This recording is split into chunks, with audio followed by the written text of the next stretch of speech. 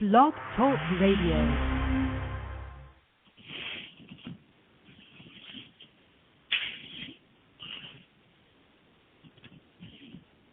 Good afternoon and welcome to MindShifters Radio.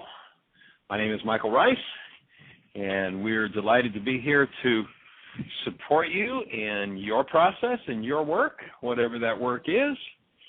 And the title of our work is, Why Is This Happening to Me Again?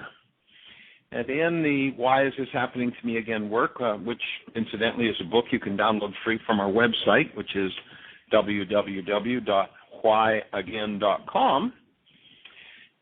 What you'll find there is an ancient process of forgiveness, one that's quite different from what's taught in our culture. Of course, we live in a culture that tells us all we have to do is let somebody else off the hook, and then everything's going to be okay. And those people who let everybody else off the hook for what's happening in their mind end up getting to live the title of my book, Why Is This Happening to Me Again? Because the actual process of forgiveness has nothing to do with letting other people off the hook for what's happening inside of you. The actual process of forgiveness is about how you change what's happening inside of you. And so welcome to our show.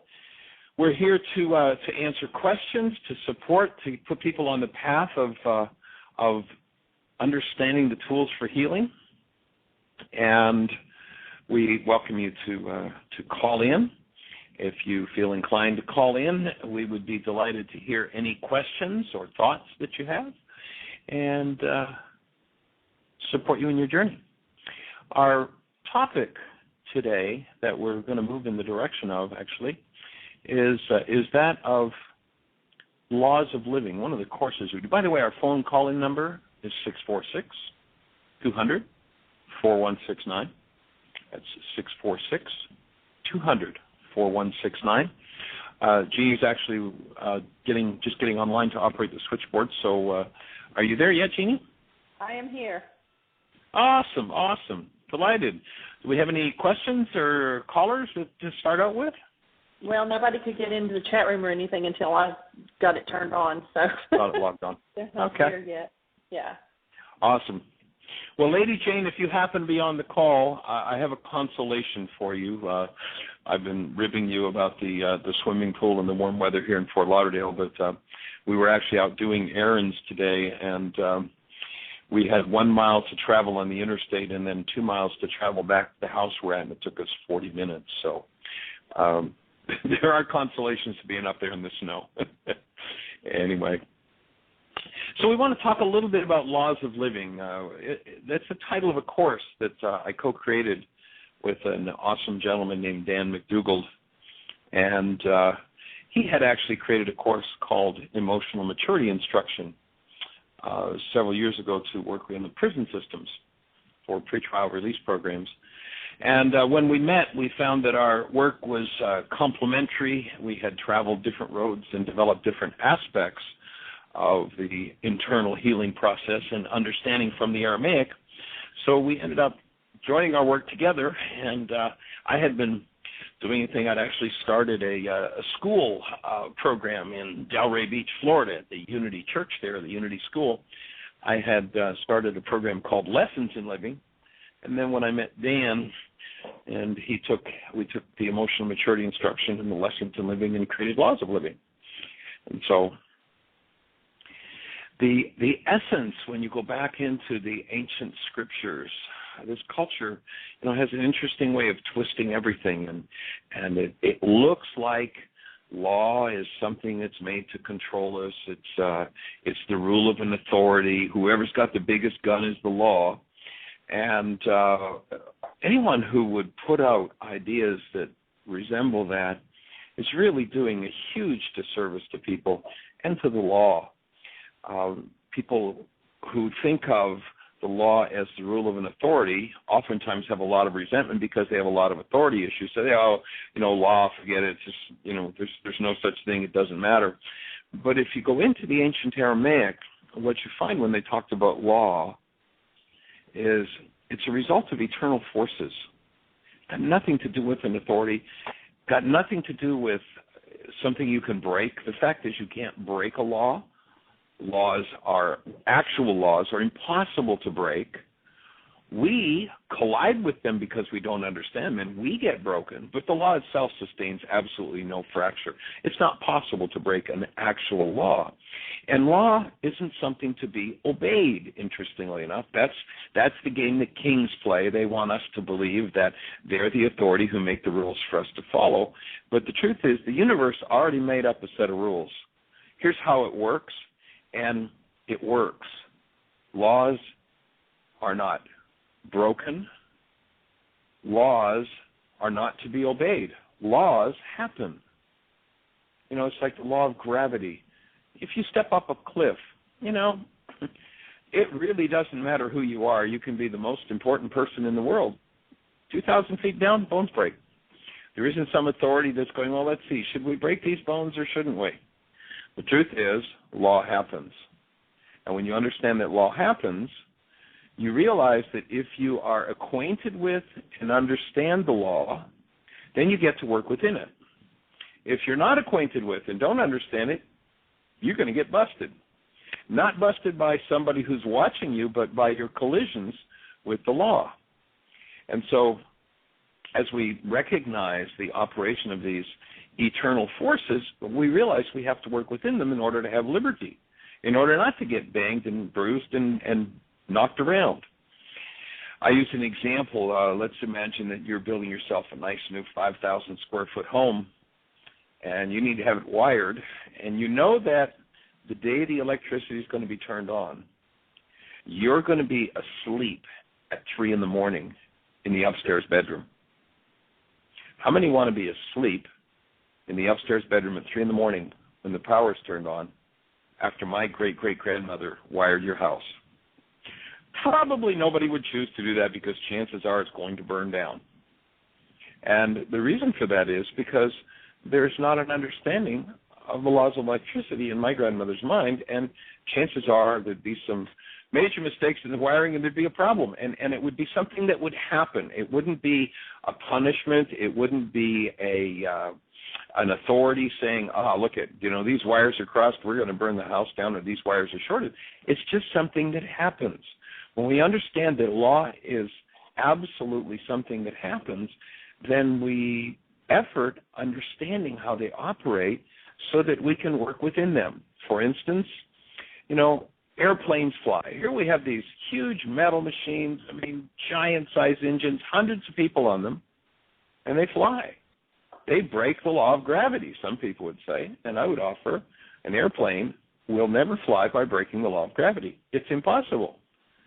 When engineers design an airplane, they understand the law of gravity and work within it in order to overcome it, in order to raise that thing up in a way that seems impossible if you think about something that's obviously heavier than air.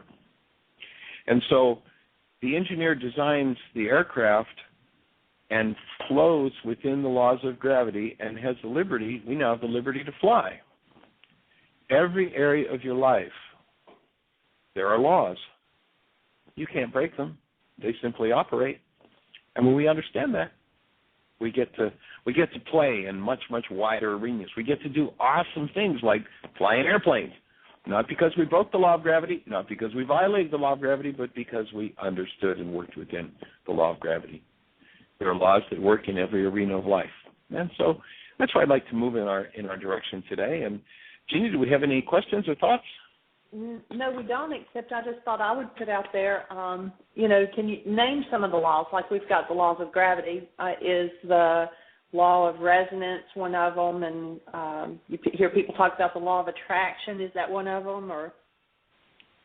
Yeah, those would all be reflections of the law. The law of resonance says that energy systems exchange energy when there's a match.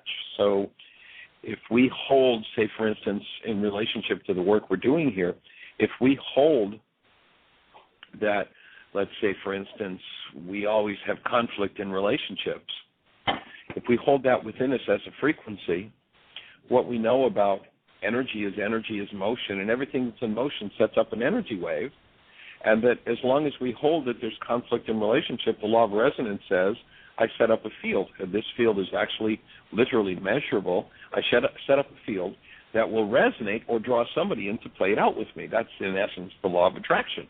And it happens through this law of resonance. So everyone in their lives is experiencing exactly what they want to be experiencing. Your life is working exactly the way you want it to work right now, today.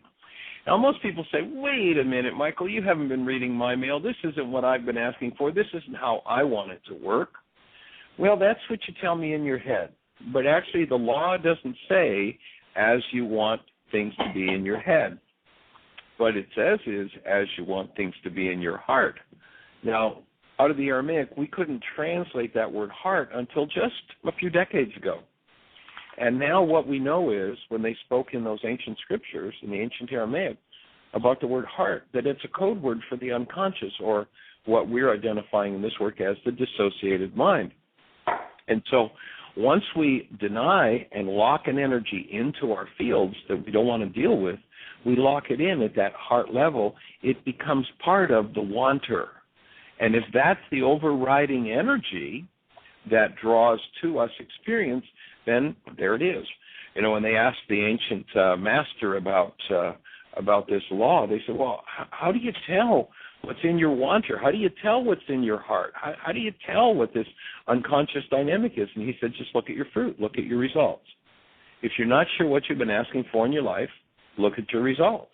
Now, of course, delivery comes. It shows up. And what everybody wants to do is blame the delivery boy instead of go, here I am. I've been through this particular experience 87 different times with 42 different people. I'm the only one that's been here every time. I wonder what's in my wanter that has life show up this way. And when I'm willing to look in there and clean out what doesn't belong, which again is called the process of forgiveness, then I'm freed from that particular dynamic. And all of a sudden, life reorganizes itself around me, and something different shows up. So we've got a whole lot more power and a whole lot more say about what happens in our world than we think. However, because we deny ownership and dissociate from what we don't want to own, our dissociated mind sets up those experiences, and we keep wondering, why is this happening to me again? Why is this coming around again? Everything comes around by lawful process. Everything has to function within the laws of the energy system. And when you realize that, then you become inspired to go, I've been through this 87 different times with 42 different people. There must be something in my wanter that I don't know about. How am I going to find it? If you ask yourself that question, if that sounds like an interesting question to you, I suggest you go to our website, www.again.com, or you can Google Michael Ryce, R-Y-C-E, and you'll get to our website. If you look on the right-hand side, you'll see a thing that says Download Worksheets. Click on that link, and the first thing that will come up will be a new edit of Chapter 24 from my book, Why Is This Happening to Me Again? And the next link is a 7-step worksheet process. I suggest that you download that Chapter 24, you start putting the pen to the paper, and watch out what you find out about yourself. It's always amazing to watch people when they actually start doing actual, true, real forgiveness work, and what they find out about themselves. All of a sudden they go, oh my God, I didn't know I had this in my wanter. Oh my goodness, where did this come from? I didn't know I had this. Geez, I didn't even know I was feeling that. And most people, when you first start to confront them with those things, they're in a space of, because they deny and dissociate, they don't know it's there. You say, well, if that were true about me, I'd know it. It's like, well, no, actually. That's why we call it the unconscious mind, because you don't know it about yourself. And what happens with those worksheets each time you do them is you find out something about yourself you didn't know. And if it's something you don't like, you can then change it. But you can't change it if you don't know it. You can't change it if you can't let yourself get in touch with it. And so what we're working toward is to make this tool of forgiveness available to every mind, heart, and being on the planet, so that we can stop playing this game of everything that's going on in my life is everybody else's fault. And when something shows up, I go, what part of me sets this up? I think I'll do a worksheet. I think I'll go in and do some forgiveness. You find that part of yourself. Now you're back in direct relationship with it. You change it, and life changes. It's an awesome process. And at first, it's not Dr. Feelgood. Yesterday we talked about the healing process and how it's not necessarily Dr. Feelgood to deal with the internal dynamics that we've hidden from ourselves, but the result is so awesome and so powerful when you do that. Awesome.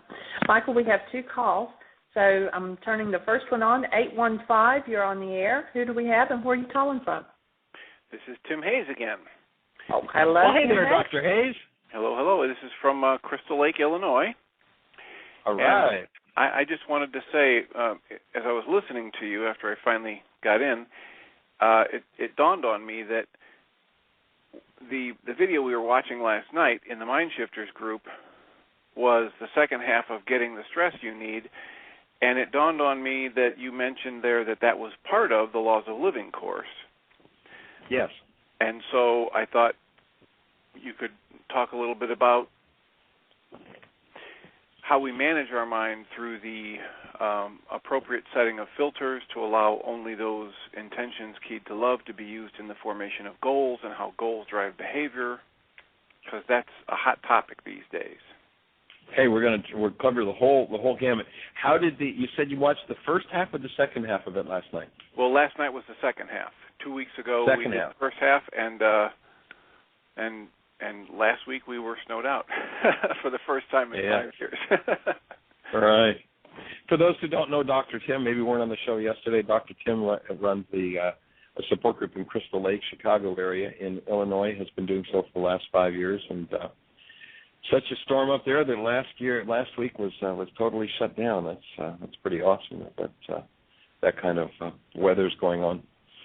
But anyway, the Laws of Living course in part is about when we do it's something that used to be done in the prisons. We actually pretty much emptied the jails in Albany, Georgia, cut recidivism by over 90% until the sheriff got rid of it, because the sheriff was pretty much out of business. He had no participants in his jail, because people who understand laws of living all of a sudden go, I love following the rules. I love understanding how this thing works, and they don't get themselves in trouble anymore. But a key part in that, as Dr. Tim is saying, is the Mind Goal Management Sheet. That's another worksheet you can download from our website, by the way, under the download worksheets section. And it looks at how there's a faculty that comes along with the package, our being, and the faculty is called will. And that will faculty is a tool or a capability we have with which to manage our minds. And we manage our minds by managing our goals. And what we get into in that workshop is recognizing that the functioning purpose of the mind is to manage stress, to reduce stress. And the way that we create stress, and I've listened to all kinds of stress experts from all around the globe, I haven't heard one of them yet that can tell you how to create stress. Or even what stress actually is, except it's a bad thing and you better get rid of it. It's like, excuse me, if you got rid of all stress, you'd be dead very shortly, because without stress, you wouldn't do a behavior. All behavior is produced by the mind in order to show us how to achieve our goals and thereby alleviate our stresses. So setting a goal creates stress. And the reference that Dr. Tim made to the filters is that, and this is like the core when they went back in the ancient Aramaic when they asked this man Yeshua, okay, you've been telling us all this stuff. What's the most important law? What's first? And what he responded with was, you must maintain love. And he named 3 objects of attention: the Creator, neighbor, and self. Neighbor, by the way, in the Aramaic language meaning anybody that you think about. So the first requirement of the law, and I've heard people who've just railed on how ridiculous this is, that some guy, this religious leader tells people to love their neighbor. How ridiculous is that? Boy, if you got a neighbor that deserves your hate and rage, man, you better hate and rage at them. Well, we do sometimes have some neighbors that do some pretty bizarre things, and when you think about it logically, you're right. They probably deserve your hate and rage. But that's an errant question. That's a trick question. Though they may deserve your hate and rage, the real question is, do you deserve your hate and rage? Because you're going to get the original, they're going to get the carbon copy. That's one of the laws. Whatever you source, you get the first serving of it. You get the first dish. And if many people hate another, and it's like taking the poison, hoping they'll die. And it is the most brilliant, genius piece of work to understand that you maintain love when you think of God, when you think of neighbor, when you think of self, because it's the only way to sanity. It's got nothing to do with how you treat your neighbor. Now we've got a lot of crazy definitions of love in our culture, so that love your neighbor thing can sound pretty bizarre. But once you realize that in the ancient Aramaic, what was being spoken about was you needed to maintain a filter in the frontal lobes of the brain. The word that was actually used there is the word rachma, that you maintain this filter, and when that filter is active, your mind can only access intentions from the frontal lobes of the brain that are keyed to love. And the reason that's important is because ultimately everything that drives the perceptual output of your mind comes out of your goals, and intentions are the raw material of goals. Now, the people out there who are talking about the power of intention, I'd offer that that's just a little bit off base because intention has no power. An intention, the idea of a goal is a goal causes behavior. Without goals, without stress, you wouldn't do a behavior. If you didn't have the stress of thirst, you wouldn't drink, you'd dehydrate, and you'd blow away. You'd die. So the goal to have health means that you're going to be inclined to drink. You're going to do a behavior because you have thirst and you set a goal to drink. Every behavior is driven by a goal. And if our goals are loving, then we have the best possible output that the mind can possibly give us. And that output will support us living the life of love that humans were designed to live. Those who don't understand this law, those who don't understand that this is something that must happen in order to live a sane human life, tend to degrade into, what we see a lot of in our culture today of rage and fear and guilt and pain and trauma. And when people function out of a mind that doesn't hold love, their perception is defiled, their guidance system is defiled.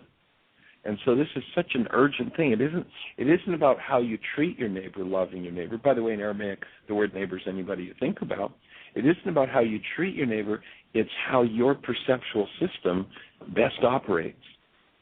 And so when you have a loving intention, it comes through rachma, which is the word that Yeshua used to describe the first law. And then out of that pool of intentions, you create goals. Your goals drive your behavior, and your mind tells you how to achieve that goal so that the stress of the goal is relieved. In the short form, that's getting the stress you need, and then we go into a mind goal management sheet. Does that kind of, are you still with us, Tim? Does that kind of get to where you were interested in going? Yep. I just, cool. I love sharing that, and I love the exercise. I've lost count of how many times I've watched that lecture, but each time you have us close our eyes and go within and you list off a variety of people and situations in our lives where we should go back and ask for any unachieved goals and then consciously cancel them. And each time I do it, another category comes to the forefront. And the last time we did it, it was you said any goals related to travel, and probably the 7th or 8th time I'd seen that video, and it never struck me that you'd said anything about travel before. And I realized that when I came back to the Midwest from having lived in the Northwest, right near Southern Oregon for 5 years, right, I'd always planned to go back. And, grad school and family happened and money was short, and I had never been back. And I realized I had pictures and slides and, beautiful experiences that I'd put away in boxes and never opened and looked at for 5 or 6 years. And when I canceled the goals for traveling back there, I was able to go back, open those boxes, and now display those pictures around, and it was just an amazing process. I'm getting goosebumps, Tim. That's awesome. That's awesome. Very cool. Yeah, well, actually, I'm planning on creating a meditation CD to go through even more in-depth that goal canceling process. One of the things that we point out in the Laws of Living DVD is that we have genetic goals that we don't even know are there, and there are only two ways you can get rid of the stress from a goal. One, you've either got to achieve it, or second, you've got to cancel it. And one of the reasons why so many people are so overstressed in our world is our world doesn't teach us to cancel goals. It says set goals, set goals, set goals, set goals, create stress, create stress, create stress. And when people become ultra-stressed, they default to the lowest behavior that's in their minds. That's a tendency. And so by removing and canceling those goals and getting rid of those stresses, oh, man, we've had many salespeople who come to Heartland and done our Laws of Living course, and the morning after we do that goal canceling exercise, we do it more in depth in the intensive. The morning after doing that, we have especially salespeople who come and say, "Oh my God, this is the first time I've slept in 25 years," because all of a sudden their minds were quiet. You know, people who can't quiet their minds, the reason they can't quiet their minds is because they're so overloaded with goals. The mind is just trying to fulfill its job. Its whole function is to show you how to achieve your goals. And if you go to bed with 1,000 goals loaded in your mind's not going to shut up. There's where people take drugs and have to have a fifth of scotch to shut their minds up. And there's a much easier way, and that is before you go to sleep at night, you cancel all goals. You go to bed totally free of stress. You get up in the morning, you set goals, and then your mind motivates you to do what those goals are about, and you do it with all your resources rather than being overloaded because of the stress of 1,000 unachieved goals. Well, and another thing that usually comes up in our discussions, it came up briefly last night, is that people don't want to cancel goals because it's a really good goal, and I've had this goal for years, and I still want to accomplish it. And what I tell them is, for example, with the goal to travel, what I realized when I did that exercise was that I have barely traveled at all since I got back to this area from the Northern California area. And after I canceled those goals to travel back there, I have traveled more in other areas, in other places, than I did in all the previous 5 years prior to that. Just a year's time. Yeah, because we have a wider peripheral vision when we're not overloaded with the stress of unachieved goals. And we've got the resources available to achieve those goals. Few people, if you go back to the Aramaic, and if Yeshua sat in most places where they talk about his teachings today, and Yeshua is a man who's traditionally thought of or called Jesus. His name was not Jesus, the copy of the Greek god Zeus. His name was Yeshua. Few people would realize from what the Greeks say, and most places where they ostensibly teach his work, Yeshua would sit down and go, "This is all Greek to me," because that's what it is. It's all Greek. And when you recognize that it's all Greek, few would recognize from the Greek translations that when he said, "Sufficient for the day are the evils thereof," that he was talking about stress and goal management. That word evil, there are actually two proper translations for that word in the Aramaic, or at least two. And one of them is, it ties in with the concept of sin. In the Aramaic language, sin is an archery term. When you fire at the target and you miss the bullseye, this could be called sin. If you missed the target altogether, that was called evil. It wasn't the Greek evil, demons and all that. That's all just hogwash. It's got nothing to do with the actual teachings that the man put out there. But when he says sufficient for the day are the evils thereof, the second proper translation of that word is unripened or incomplete. Like a piece of fruit, it's unripened. You've got a green orange. An orange that's still green. It's not ripe yet. There's nothing wrong with it. It's not evil in the Greek sense of evil. It's just not complete yet. It's in process. It's a perfect piece of green fruit, and it will ripen into a beautiful, ripe piece of fruit when it's time. And so in the Aramaic sense, we are all, quote-unquote, evil. We're all unripened. We're all unfinished. We're in process.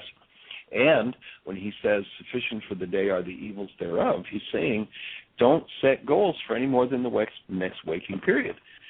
Anybody who's ever procrastinated, I guarantee if you go back and think about one day where you really were in procrastination, couldn't get anything done, you were so overloaded with goals that your mind just said, I quit. I'm not doing this anymore. If you want to overcome procrastination, cancel your goals. It's just the opposite. It's interesting how the world's got just about everything backward. And if you cancel your goals, you get your resources back. It's kind of like a computer. If you've got one program open, it's zippy, it runs. Man, this is great. You open 2 programs, it's pretty quick. 3 programs, well, slows a little bit, still runs. 4, 5, 6, 10, 12 programs, it crashes. You load too many goals in the mind crashes. Yes was teaching goal management 2,000 years ago, mind management, stress management.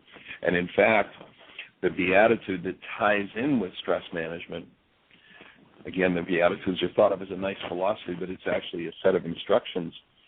What the Beatitude that classically is translated, or historically is translated by the Greeks as, blessed are they who mourn their wrongs, for they will be comforted. Now, it's just a little different in Aramaic.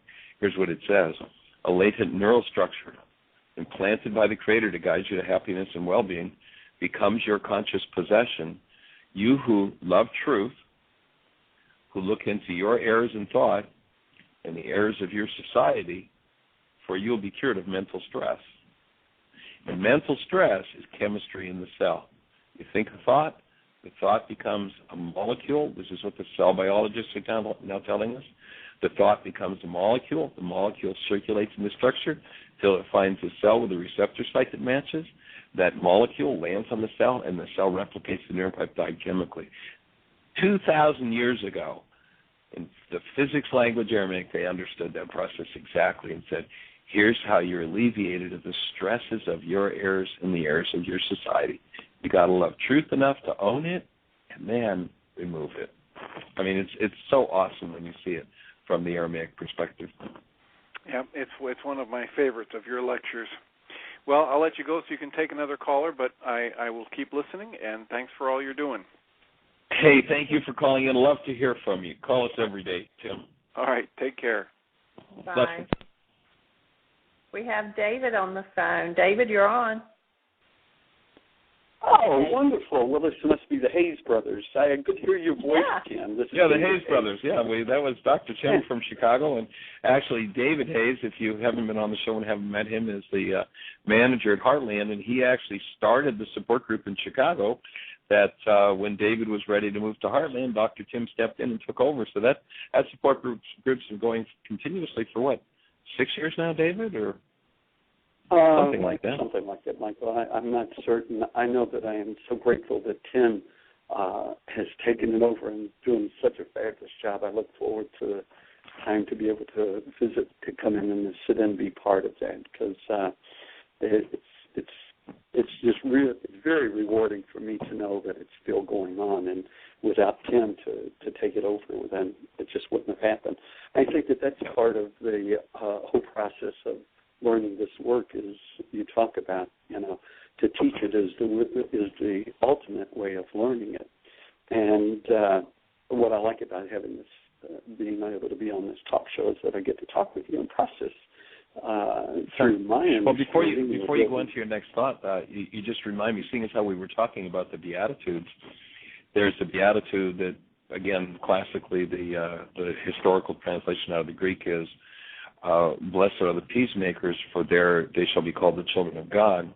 In Aramaic, what it says is, again, a latent neural structure implanted by God to guide you to happiness and well-being becomes your conscious possession. You who work effectively to produce the peace and understanding under and in accord with love's will, you will be called the children of love or the children of God. So it's when, it's kind of, as I see it, it kind of becomes our rent on planet Earth, that you actually devote yourself to some level of service. And that particular beatitude in Aramaic specifically says you've got to be willing to serve. You've got to be part of serving that higher purpose. And when you do, it all happens. And then that ties right into our workshop on purpose, personal power, and commitment, because when we bring together and inform people how to locate what their real purpose is, it's always, always, always based in love, 100% of the time. I don't care the angriest, people in the world. We had a young man that was at our workshop last night. He was about 6'5", former Marine sergeant, and what he spoke about after the workshop, we did communication and share what I think I said last night. And he came up to us. He came up to Jeannie and I after, and he was saying, I was a military trainer, and my specialty was dehumanizing people. And he said, I was an animal. And one of his ways at this point for making up for that, because, if you met this guy today, he's just got such a sweet smile, gentle smile. 3 years ago, he was on the verge of suicide, he shared with us. And today, he said, one of the ways I'm making up for the atrocities I did as a military trainer is that I'm a vegan. I won't kill anything, not even an animal to eat it. I won't do it. And it was pretty awesome to just watch this guy who's such an imposing figure. He's about 6'5", real trim, muscular, built like a tank. And, here's this guy talking about how he functioned in the military as an animal and trained other men to be animals. And that now he's, in order to balance that, he's vegan and, living in a whole different world. And I don't care how vicious. I've seen people in the prisons, murderers in the prison who, when they get who they are and start to function out of it, it's just awesome to watch how they blossom into these awesome creatures that they were designed to be, and that is, as all of us have been, awesome creatures of love. Yeah, well, it's right on track of where I was going with the conversation, and it's fabulous to hear about this veteran. I was listening on the radio last night as well, and on the conference call when you did the training with that, and I just got the sense about this openness and willingness of that person. So it's nice to hear how he closed up the evening last night. Yeah, it was pretty cool. One of the thoughts that I had today is what I was thinking about as I was reading this morning, chapter 16 of your book, and it's Healing, Abuse, and Victimhood. And you talk about, and you've mentioned it already on the program today, of the challenge of it is about giving up those identities that we've become so accustomed to, not just accustomed to, that it is and what I believe you're referring to it is that it's the dissociated mind that has been created out of that, and that's where the victimhood comes from. So I would ask you to elaborate on that a little bit, because to me, I know that in some part within my mind that there is this true essence and tapping into that. And the challenge for me is that, I grew up in a society, I think that the society is pretty much this way today as well, that it's a victim, that we're taught to be victims of the world. So if you want to spend a few minutes talking about your chapter 16. Cool. Well, the whole game, one of my favorite thoughts around victimhood is that there are no victims, there are only volunteers. I was reading to Jeannie a quote, and I don't remember the name offhand. It was a woman, Joyce, I believe, somebody who had an awesome quote that I happened to come across the other day. And her quote was, "It's really hard to defeat an enemy that has an outpost in your own head," which I thought was pretty cool. It's just awesome to look at it from that perspective. And, as Pogo said, we've met the enemy, and the enemy is us. And if we come from a bloodline of victimhood, there's another fellow that I did his marriage enrichment centers that he's developing here in South Florida. I did a television interview with him last week. And I was reading his book, and in part he talks there about, or he's giving some of the history, and how peons were just to be used, but they were basically the post of anyone who wasn't born into royalty or born into some form of money was to be used by the moneyed in order to serve whatever they wanted. If they wanted to steal the neighbor's property, then they were meant to be soldiers. Go steal it for us, go kill them, go kill everybody, and give us what they have. We want it. It didn't matter if the peons had enough food. They were designed to be used by those with money in order to supply the wealth and the happiness of those who already had the money. That old adage that the rich get richer and the poor get poorer, that it's gone on for thousands of years, and that, in fact, for the first time in history, a country showed up 200 years ago that said all men are created equal. Of course, women. Men. Back then, the word man didn't mean what it means today. It wasn't male. Humanity and man were words that included, were not gender specific, but gender inclusive. We've separated out and given it a different meaning, but that we were all created equal, and that we had a right to pursue wealth and happiness and delight, that we weren't here to serve others. There's an awesome, and that, to me, David, thank you for your question. It just sort of taps into that victimhood mentality that many of us have inherited because it's been going on for so long on the planet. You can Google this little clip, or maybe better yet, go out and buy the movie. It's an awesome film. Many people remember seeing it back in the 50s, but rarely do people remember the opening of the film. The film is the Ten Commandments. And Cecil B. DeMille created, what back then was an absolute blockbuster. It was the biggest thing to ever be made. And I've never seen another film that was introduced this way. But Cecil B. DeMille, and think about the courage it would take to come out from behind a curtain before this blockbuster film opens in Hollywood to all these stars and all these, mucky-mucks. And he comes out and he introduces the film, and one of the lines he delivers in his introduction to the film is that this film addresses the age-old question: are men meant to be free beings under God or possessions of the state? And when people lose the understanding of law, they lose the liberty.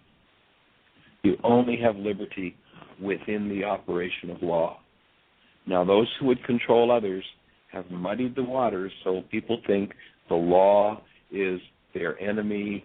There's some punishing God out there to get them, and they've been tricked into giving up their relationship with the eternal forces that keeps them at liberty, and they become so twisted inside that in their rage and fear they become possessions, they become property, and they don't even know how they've been tricked. And so this ancient mindset of victimhood is something that for many is an identity. And I kind of tongue-in-cheek will ask in my workshops, how many have ever been to an organ recital? And so, of course, a certain number of people put their hands up, and they're thinking of somebody playing a keyed instrument. And then I'll go on and offer, where people get together to talk about who's had the most organs removed, who had the last organ removed, who's having the next organ removed, and then the person who announces in a loud voice, and mine was the worst the doctor had ever seen. And people's identity is in that victimhood game. And we're not designed to be victims. If you look at, the opening question that Jeannie always asks in our Why Is This Happening to Me Again workshop is, how many have ever held a newborn child? And tap into the essence of that newborn. And it is the absolute presence of this awesome beauty and love, more awesome than you could imagine. It's like, what happened? How did we become locked into this insane game that we call life on the planet when we started out as the awesome presence of love, and we're designed to experience that love 24/7, 365? Because as soon as we come in, those who would possess us and own us start to pound into our head through all kinds of methods, whether it's so-called education, which is really indoctrination, whether it's through media, whether it's through religion, that pounds into our heads this victim game and that we should be locked into victimhood. When in fact, if you listen to the words of the man named Yeshua, as opposed to being a religious leader 2,000 years ago, he said, if you know the truth will set you free. And the first law is you got to maintain a human life. Regardless of what happens in your world, if you lose your human life to a mind structure inside of you that came from your genetics, if you lose your human life to that mind structure of hostility, fear, and victimhood, then you've lost your human life. And, when he came along 2,000 years ago, pretty much, the whole culture was dead, was living in rage and hostility and fear and terror. And so he was looking, as we're working to do today, to restore human life to planet Earth. And his teachings were twisted and taken out of context and made something that they are not. And as I say, most places you go today, you sit down and go, this is all Greek to me. This doesn't make any sense. It doesn't resemble anything I said.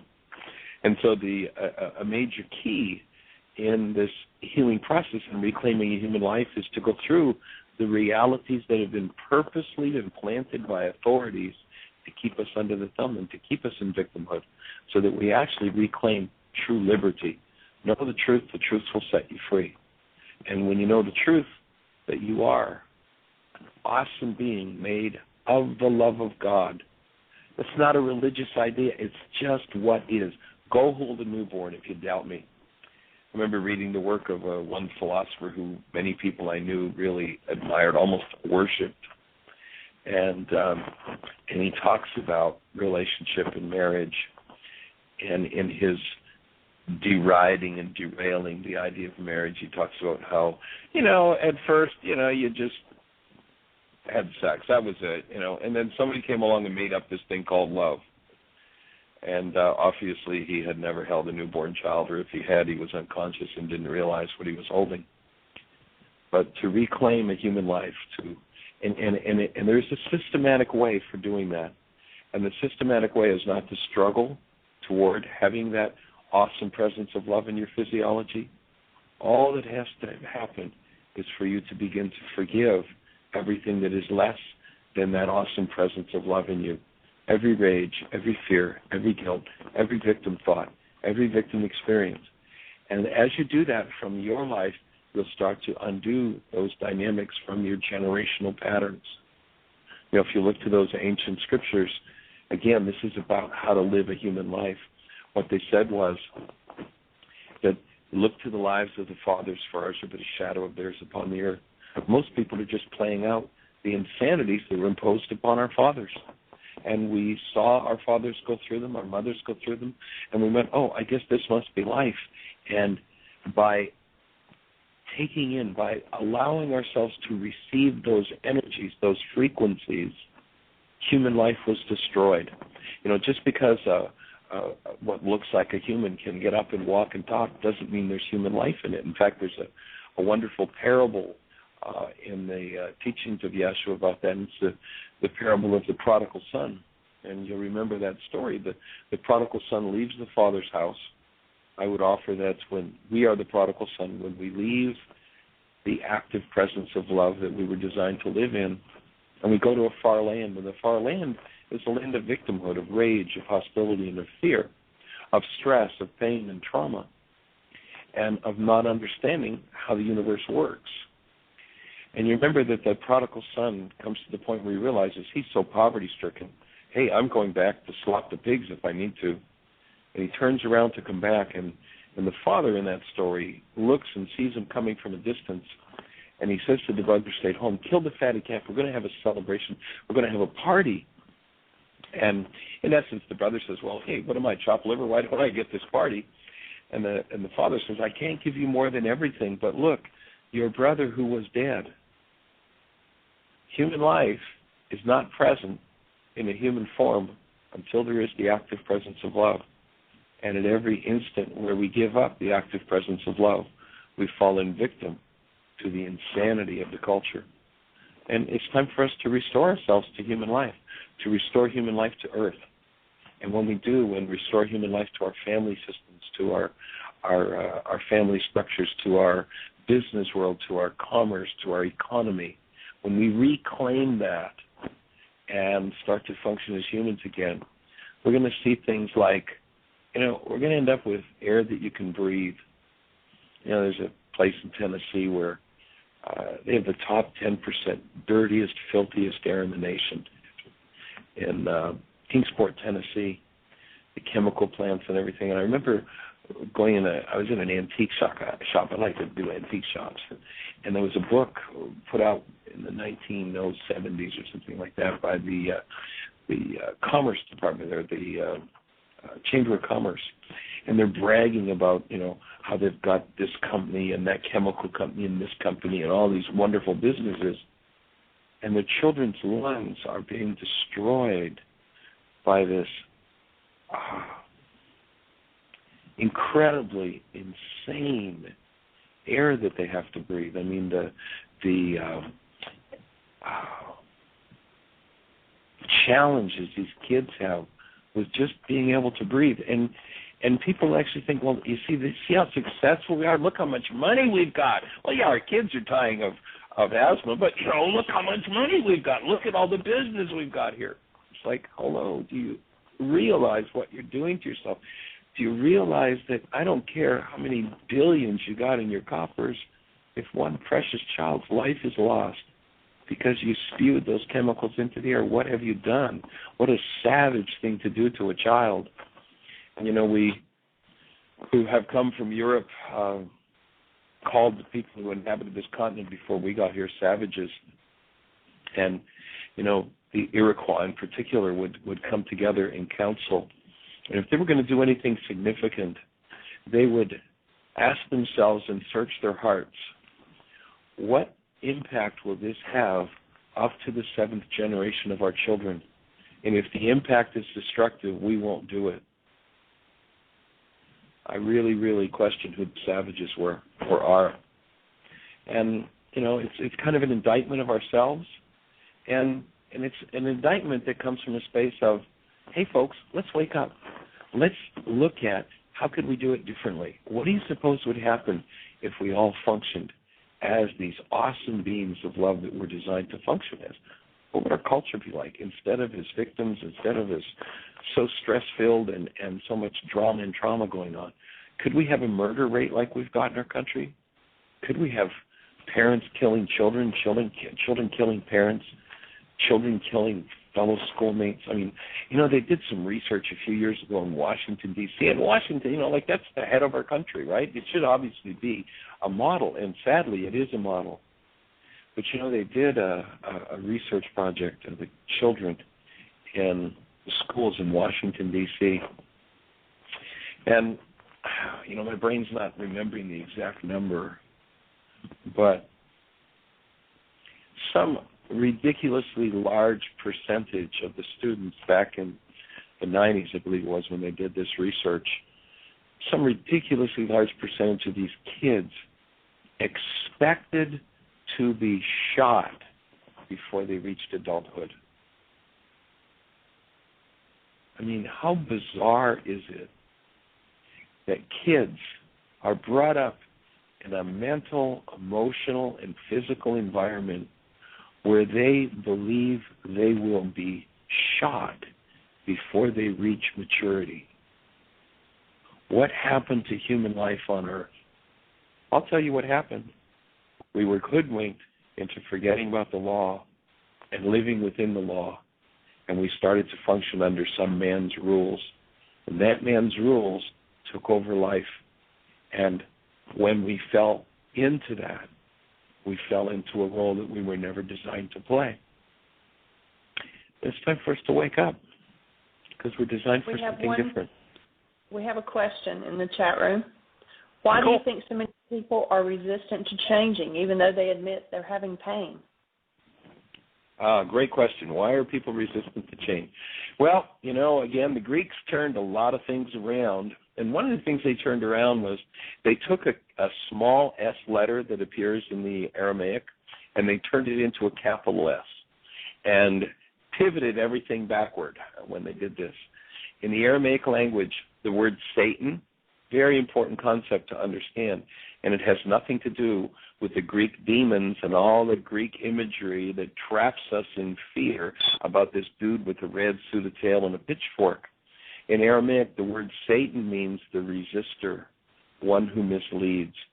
And when our physiology is structured with all these generations of insanity and hatred and vengeance and violence and viciousness and being used in victimhood, when we're locked, when that's locked into our structures, the attribute of the self we think we are that comes out of those energies, the main attribute of it is inertia. And if you remember from physics class in high school, the definition of inertia was that a body moving in a particular direction at a particular rate of speed will tend to continue to move in that direction at that rate of speed until it's acted upon by an outside force. If you've got 1,000 generations that are heading toward, hostility, rage, fear, hey, if this God solves all my problems, then you have an inertia-bound structure in your mind that is going to resist change, literally the resistor, because it's moving in a direction. It's already going there. And then the second half of the definition of Satan from the Aramaic is one who misleads. And so when you confront someone who's in a rage with, gee, you say that Harry caused your rage, but, last week when I saw you were in a rage, and 2 months ago when I saw you were in a rage, and 5 years ago when I saw you were in a rage, and when you were 6, you told me when we talked last week about how you remember raging and killing animals viciously. Have you ever stopped to think that maybe your rage is about you and it's not about somebody else? Well, not me. No, that's not true. And the whole story changes all of a sudden. But the truth is, every time you've done that, you're the one who's there. And so the raging mind that thinks that it can't change needs some tools and needs some support and needs to build the brain cells for, I could do this differently. But this resistor comes up with a whole story that misleads us into thinking that's the only option. I would offer that if there's any form of hostility, fear, or pain that is generated from within inside of you, and the way you can tell if it's generated from within inside of you is, are you feeling it? If there is any form of that has come into your life that you don't like, it is absolutely, completely, 100%, totally removable from your structure. So that all the things you're blaming it on today could happen in your face in spades, and you would not have one iota of turmoil, trauma, or pain over what's happening in your life. You can do that. But the technology for doing that's been disappeared. It's been called a religion.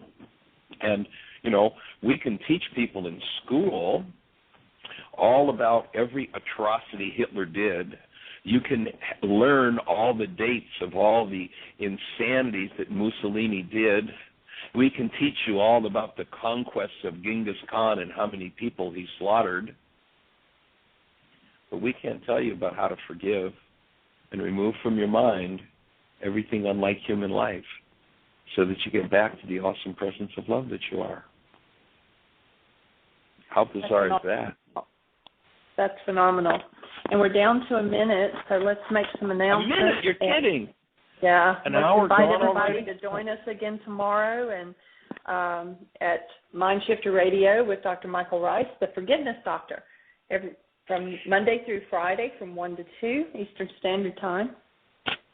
And if we have one more quick question, but I'm not sure that we've got time to get it in.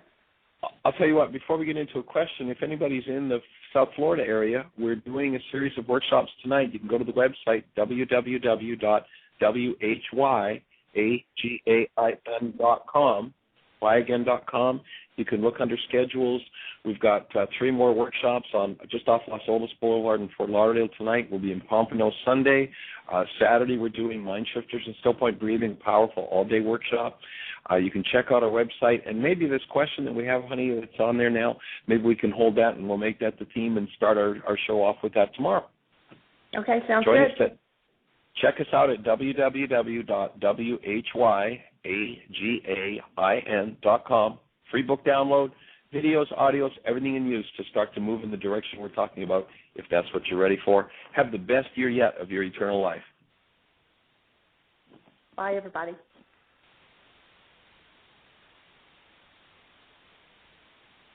(765), if you can give me your question, we will start you out tomorrow with whatever you have to ask.